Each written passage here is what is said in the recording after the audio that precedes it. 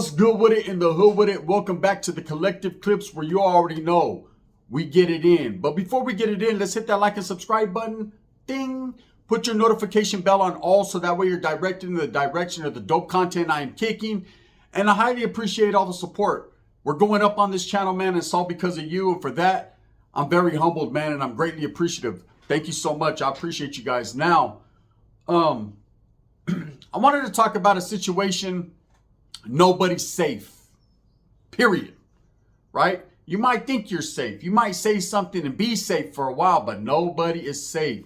Karma will come up and bite you in the nalga and tear your whole fucking ass cheek off. Just ask Wes Watson. He only has one. So look, trip out on this.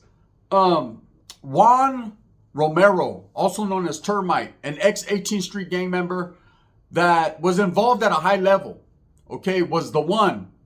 But what goes up must come down. You know, when you're in a situation where your presence is felt on the streets, whether you're feared or respected, and you're having it your way, this ain't Burger King. I said you can only have it your way for so long before situations arise or you get put in a crossfire or something happens where now you're focused or facing a lot of time.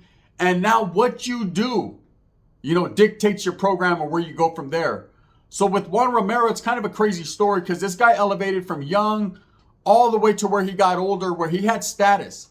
He was one of the most known, you know, 18th Streeters out there from his area, from his hood, from his clica. There's different cliques of 18th Street. I've always been asked, hey, how big is 18th Street? It's probably one of the biggest barrios in the world. I know MS, 18, even the Fresno Bulldogs, man, they're all big. They have different cliques, different hoods, but they're all under one bandera, which is 18th Street, right? So this guy Termite was from the Westlake area of 18 and was considered an enforcer, someone who would go pull up at your doorstep if you owed something within that hood fucking shit that was going on, the politics. He was that one that was going to be at your door. He was the one that was making them moves. And you don't just get there because you're a nobody. You don't just get there. Your reputation precedes you. People know exactly who you are and what you're doing. And that was this guy's lifestyle. You know, his whole life was dedicated to his barrio and dedicated to his organization and his group. But again, like I said, what goes up must come down. So somewhere in the midst of doing this, he finds himself in a situation where he gets caught up. And not everybody wants to sit down. Not everybody likes sit down time. What I mean by sitting down is that means incarceration. You know, some guys will go, they'll do 2, 3, 4 years, even 5 years, and they're good with that, in the hood with that. But when it starts, we're talking about 10 years, 15 years, 20, life. There's a lot of people that have to sit down and really decide if that's what they want to do. Now, albeit we all know what we signed up for when we're living that lifestyle. As a gang member, I understood that. And plenty of other people understand that. Some even more so than others. And they sacrifice for the cause. That's the ultimate sacrifice, is you're willing to give up your life for your cause. Now, when you're out there with your homeboys running the streets and gangbanging, you're always aware that, hey, tension might arise with the enemigas, the opposition, the officers, whoever it may be. And you got to be willing to do the ultimate sacrifice, to give up your life or take a life for your camaradas, your homeboys. And there are those that will do it without hesitation, in a split second, without even thinking about everything in life. And just, that's all they're focused on. And you got to remember, when you're part of a gang member, when you're part of a gang, you're a gang member, or you're part of a group or something that's bigger than yourself, then you're obligated to make them sacrifices. You're obligated to go sit down for the indeterminate, for life, if may be. You have to take a life if that's just what it is. That's what you sign up for. That's part of being a gang member. That's part of that recognition, that fear, that respect that you get on the streets. The shit doesn't come freely. You have to earn it. So in Termite's fucking case, he was out there earning it, and then there became a situation where he was facing all day. He was facing a life beef, and he decided to cooperate. He decided to be a federal informant and to inform on his organization, and even to a higher degree, prison organization. Now, in the midst of doing this, okay, he makes a few deals, and whatever the case may be, I wasn't, like I said, the guy right there in that room, but he sat down and he decided to start working with law enforcement for whatever reason. Whether it was a family situation, his children, his old lady, they always use what's closest to you against you, okay? Or whether it was just selfish intentions, and a lot of guys are just selfish. A lot of guys will decide to work with law enforcement because they're selfish and they just don't want to do the time, or they just want to get out, or they feel, slandered or beat up on, or there's a lot of different reasonings. And I'm not saying they're right or wrong. I'm just saying the streets deem it some type of way. The streets feel a certain way about it. They feel that if you tell you're a snitch and you got nothing coming, and that's just period, plain and simple. In Termite's case, he decided to roll the dice and do what he did. Now, in the midst of doing that, he testified against a lot of well-known gang members, a lot of his camaradas, a lot of the homeboys that he rolled with, that he rocked with. And in doing that, he was given the option of being a federal witness in the witness protection program. Now, there's plenty of guys that have went to the federal witness protection program and they're relocated out of state for whatever reason, and they go do their thing and they live their life, and a lot of them just move on in their life. They change their appearance, they cover their tattoos, they're no longer associated with that type of lifestyle, and they're able to live, But in some cases, some of the guys, the allure of the gang, that lifestyle, that's all they know, my cousin Vinny type shit, Great Blue, what is that? My Blue Heaven type shit. They have to find themselves back in that realm, in that mix. There's a lot of guys that just can't leave what they had on the table. They feel that they were given a second opportunity, and this second opportunity is for them to disappear, to move on in their life, to have a second chance at life. They've already taken a lot of lives, whether it be telling on them, testifying against them, or killing them. They were given a second chance, I guess.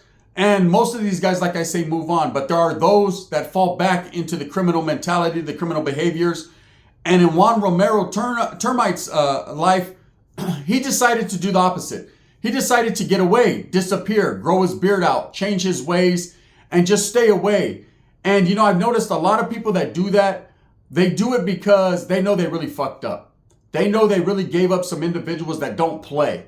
Okay, when you testify against a prison organization or a gang such as 18 that's reach is everywhere, they're worldwide, you always have to forever look over your shoulder. And that's a hard, rough life to live, having to look over your shoulder every time you walk in Walmart. You see a guy with tattoos having to turn around and walk out, wondering what he's going to do or if he's going to recognize you. Now, in this guy's case, he should have just stood away, right? And that's what he did. He stood away for a lot of years.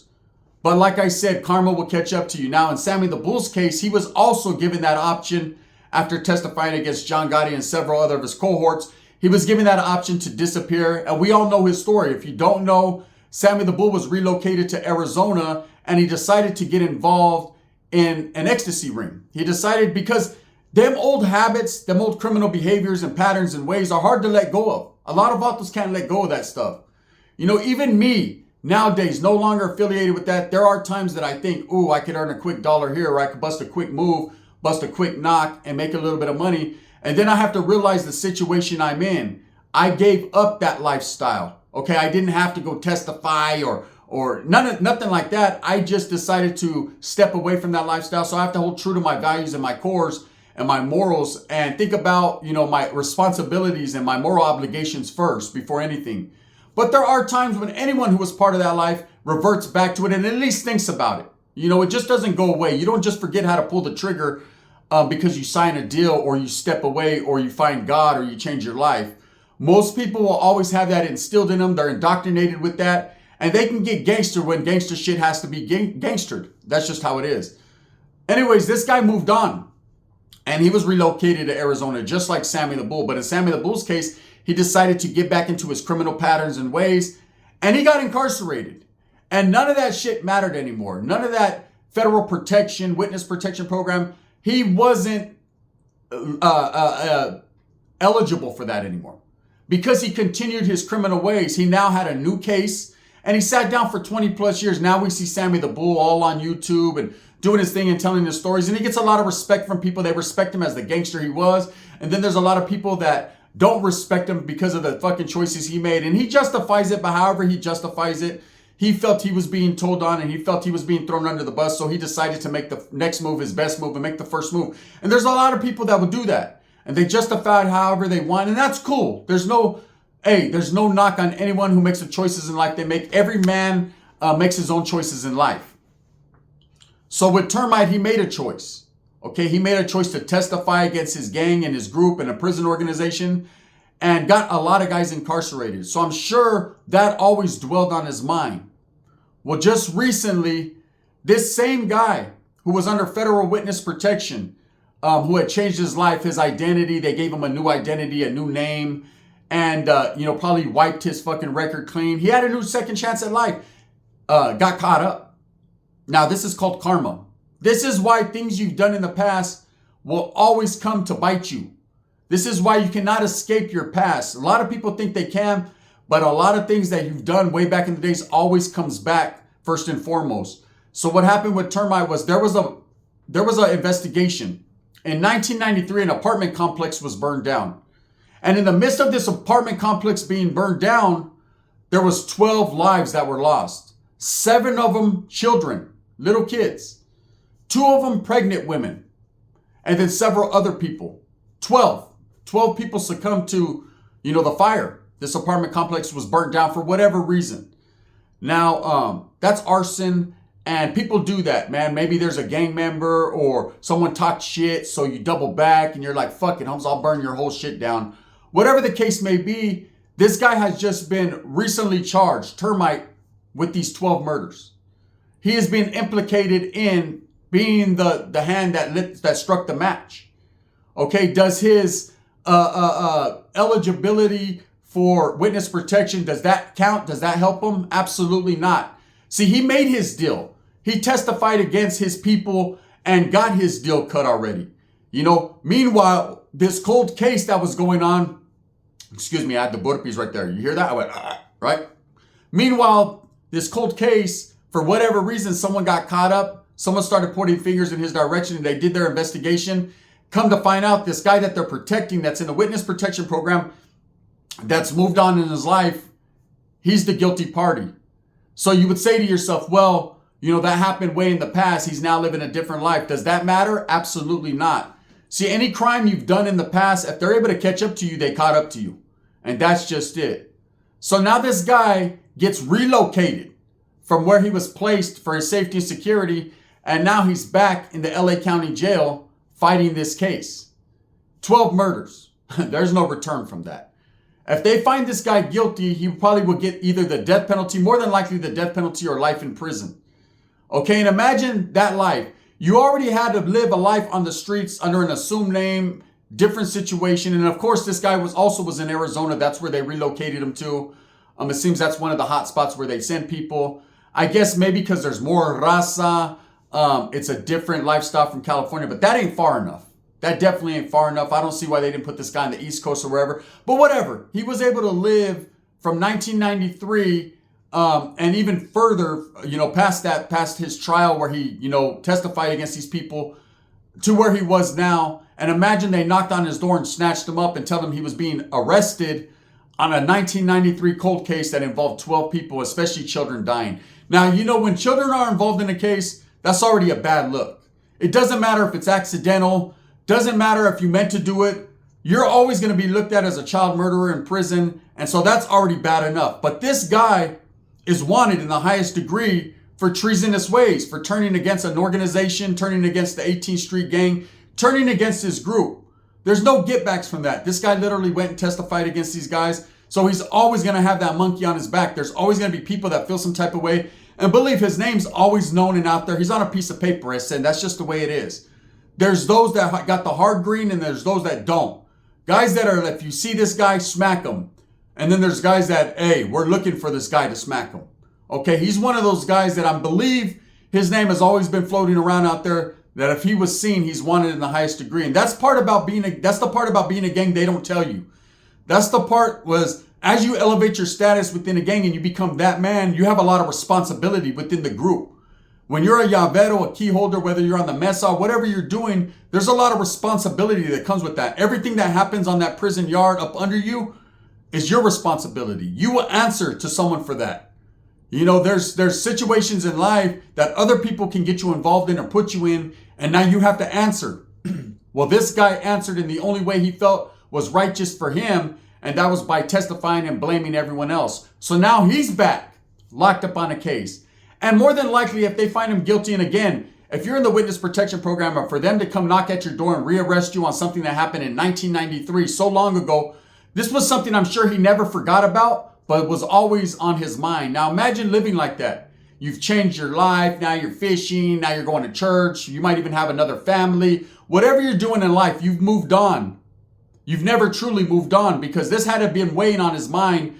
If they ever find out, if someone ever gives up the ghost, I'm done. Now, in his situation, he's someone that testified against his own people, someone who gave up his own people. So for him to know or to think that he wouldn't be talked about, or someone wouldn't say something about him, well, that would be foolish, right? Every time and every move you make, every knock you bust, everything you do in life will catch up to you. It caught up to Termite. So now, not only is he a child considered a child murderer, we're talking about pregnant women.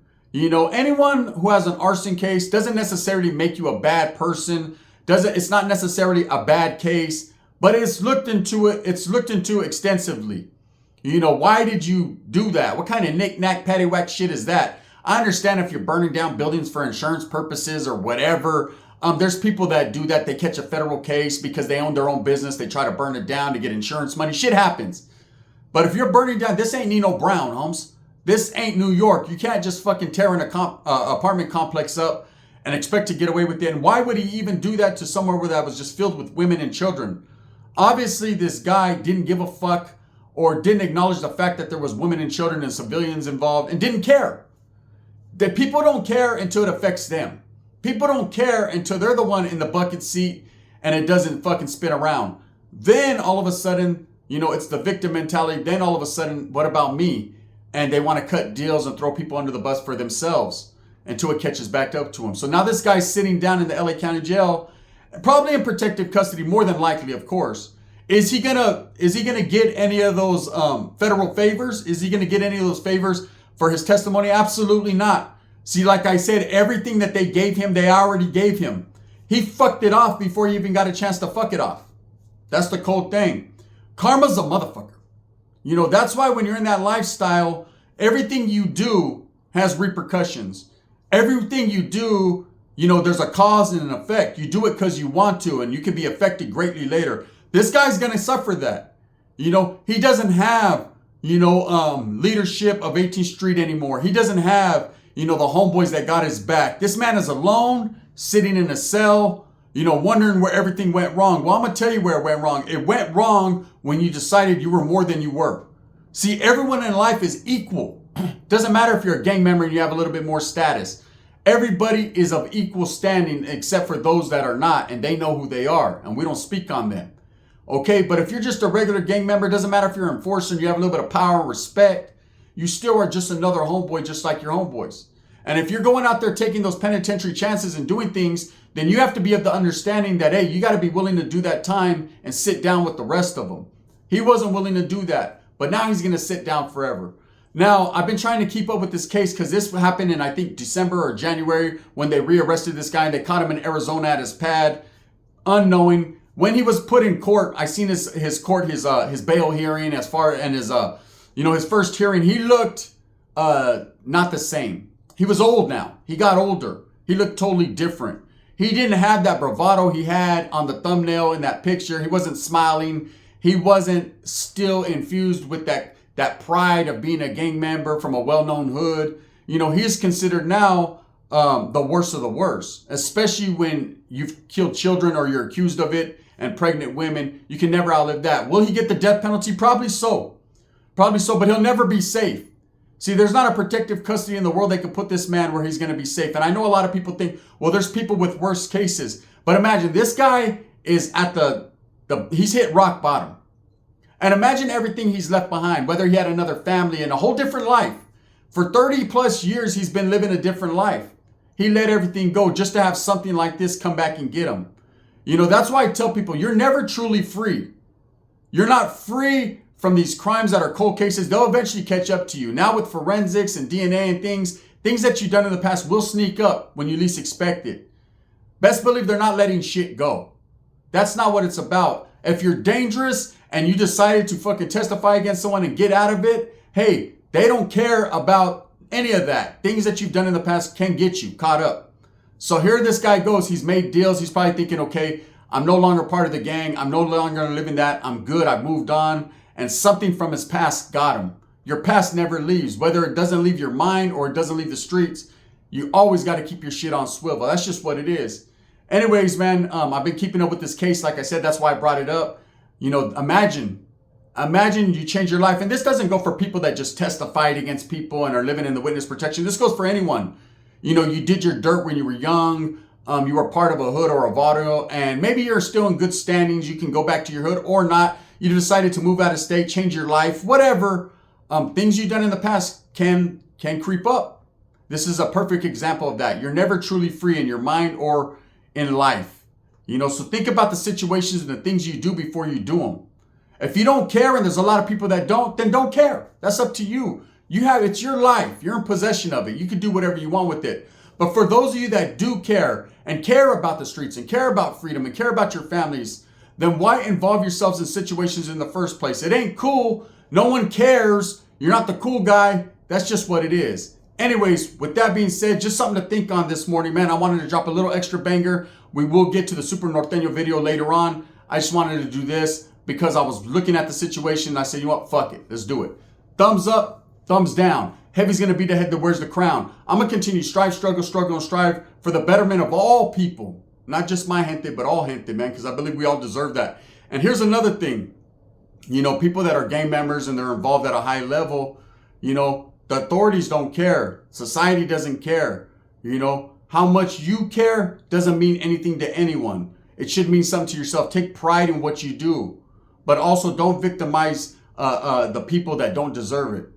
That's true stories. The gun. Bang, bang.